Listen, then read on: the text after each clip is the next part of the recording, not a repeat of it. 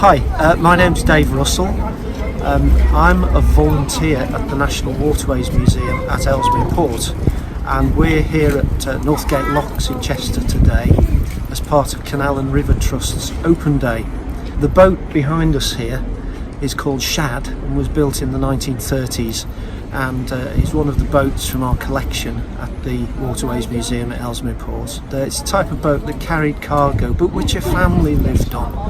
So there's a tiny little rear cabin where mum, dad and several kids would spend a lot of their lives. But the narrowboats worked on a network of canals, and they were the general cargo carriers of their day. The Trust was created as a charitable organisation in 2012 to take custody of the nation's inland waterways, and we're increasingly positioning ourselves now as not just waterways but about well-being.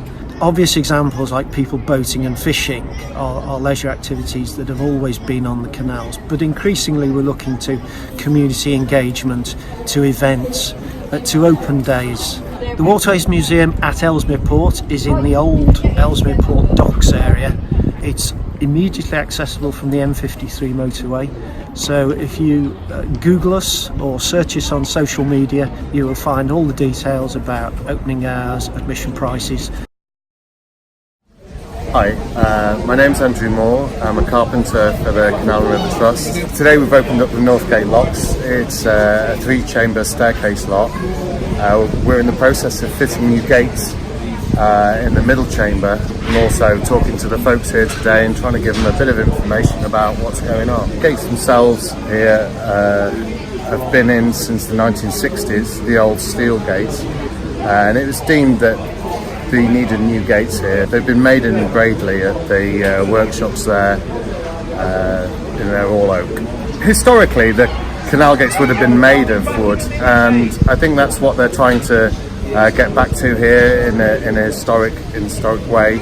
So these gates are the biggest gates we have on my section that I work on, and it's quite a lot of timber gone into making them as well. They're about 30 foot high, and each of the beams is boxed heartwood. So there's been about 6 whole trees, mature oak trees, that have gone into making them. And the company is doing some good work, investing in woodlands to make it more sustainable.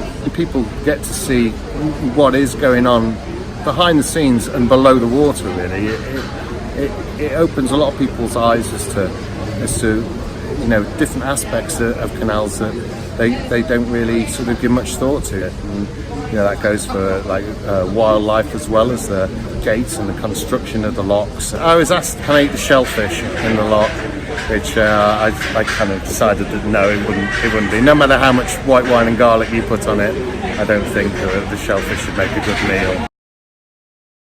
My name's Peter Henry. I'm the Angling Development Manager for the Canal and River Trust, and I run the Let's Fish campaign.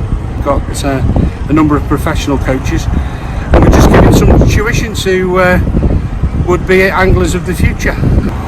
They've all caught fish today. We've had a great day. Weather's been reasonably kind to us considering the time of year, and the kids have all enjoyed it. That's the important thing. The well-being aspect of it is by water. It's the tranquility of things, and obviously from a point of view of good mental health, it's a great stress reliever. The enthusiasm and the achievements of actually catching a fish is great. But one of the things that comes across from the parents particularly is that they are absolutely amazed at how focused their children become. And it's a great family thing. It's something you can do together. We've got 2,000 miles of canals in this country, and they are all great fisheries.